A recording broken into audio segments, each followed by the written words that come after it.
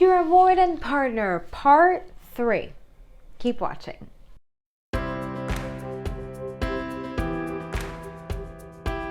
Hi everyone, Marianna here, and for all of those of you who don't know me, I am the creator and founder of Become Secure Now. I'm a clinical expert in anxious attachment style and effective sciences. I'm a coach and I'm also a therapist, your favorite therapist. So as promised, I have Your Avoidant Partner, Part 3. Listen, I didn't dress up for this video, although I wish I had, but no, it's date night, that's why.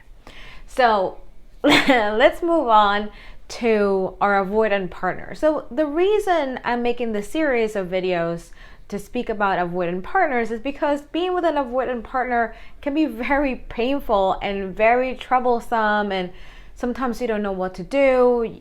This person acts hot and cold, and it can be very, very frustrating. So I'm making these videos so that you can understand your avoidant partner and really manage your expectations, because what hurts the most is our expectations and what we want from them, and not having enough of what we want from them, enough commitment, enough closeness. And this is just to show you how they are mentally wired, and a lot of them don't mean to do it. And this is just the final part of your avoidant partner, so then you can get an idea of what to expect. It makes it a little bit more predictable for you to understand your partner and see where all this attitude is coming from. So let's begin. So avoidants have a big delusion that is finding the one. Okay, all avoidants want to find the one, and I would say it is the most powerful tool that they find. Why? Because I don't know if in part 2 and part 1, we speak about deactivating strategies. That's what avoidants use to create distance from them to you. So if they're always thinking about finding the one, that's what they're going to use as a deactivating strategy among all others. That you are with them, but in the underlying feeling is that they're longing for the one. And they would tell you about it. A lot of avoidants are mostly aggressive, would let you know, emotionally aggressive, will let you know, well, I am with you, but I know that in due time, I will find the one. So that's what they use. So the notion of the perfect partner, they always believe that they are okay and you are the problem. They're never wrong. They're always fine because they don't have the capacity of looking inward. If you're anxious attached, you can look inward and all your questions go around the same topic. What did I do? What did I say? What's wrong with me? Why not me? So then you're always going inward. Avoidants go outward. So they always try to find the blame or some sort of level of imperfection within you. So they're okay, you are the problem. Okay, so this creates distance and confusion because if you're looking for the one, if you're anxious attached and you look at your partner and your partner is avoidant, doesn't want any closeness, doesn't want any intimacy with you, not a lot of commitment, then the notion of finding the one creates a lot of confusion in you, because you're like, then you truly do want closeness. You truly do want intimacy, just not with me. And that's what they use that as a deactivating strategy towards you. So then you also detach from them. That's the confusing part. Okay. So yes, it sounds like it's confusing, and they truly want intimacy and they truly want closeness. And on the surface they do, in the beginning they do, but once the closeness is already established in their relationship, they will run away. So that's why it's called the delusion of finding the one, because if they break up with you, they'll find another person and they're going to be just as avoidant as they were with you.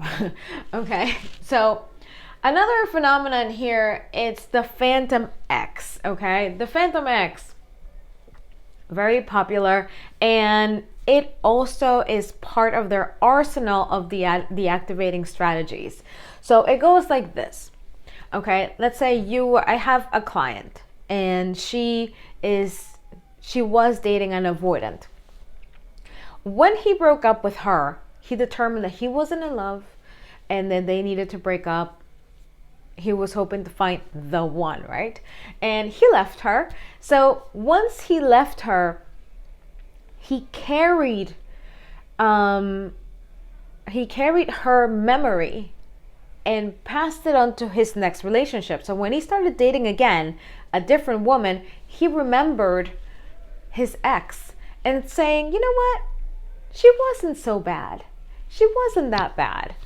And maybe I miss her, but and they started to compare. So if an avoidant breaks up with you, you will be the phantom ex for the next person. If it works out with this next person, then the next person will become the phantom ex. So the phantom exes always take over. Sometimes they don't, sometimes they pick one and that'll be the consistent phantom ex. Maybe somebody they married, maybe somebody they divorced, or somebody that really made a mark in them. So they always want to hold on to some sort of phantom ex effect. And again, that's another deactivating strategy. They want to have closeness with you, you want to have closeness with them, but the phantom ex is always in the middle. So after you break up with them, they wake up and they long for you. Oh my God, my long lost love. And then they start to miss you and you become the phantom ex. So that's a deactivating strategy on the pile. And if you get the ex back, guess what happens? If they miss you and they call you and they want to get back with you, that's very possible. Avoidance can do that. But again, just to manage your expectations, avoidance will not change. The pattern will pick up. In the beginning, they'll be on pursuit mode. They want to do everything with you, spend time with you. But once the closeness becomes established, then they want to back up. Okay, that's just how their brain is wired. Another thing, surge of negativity. Okay, this is very classic of them too, and it's a little sad because I can't relate to it. Hold on. So, surge of negativity is when, let's say, everything is fine. You're having a nice dinner or you're going on a trip. All of a sudden, they get a surge of negativity and they really feel like, you know what? It comes onto their heads and then they look at you as some sort of enemy. They don't like you. They don't like you anymore. And then they start looking at you and inward and they start to get really quiet. And inside they're looking at you as like, you're not good enough or you're not. So they just become really cold. And that is very painful. They probably thought very highly of you in the beginning. And that's where the confusion comes, because they think very highly of you in the beginning, but then the surge of negativity, that's something they cannot help. It just comes to attack them. They embrace it and then they become really cold and they start to dislike you. Okay, so the surge of negativity is something unconscious. They do it completely unconscious, and that is to suppress their attachment system. So I don't know if you've seen my other videos when I explain attachment system and what it is.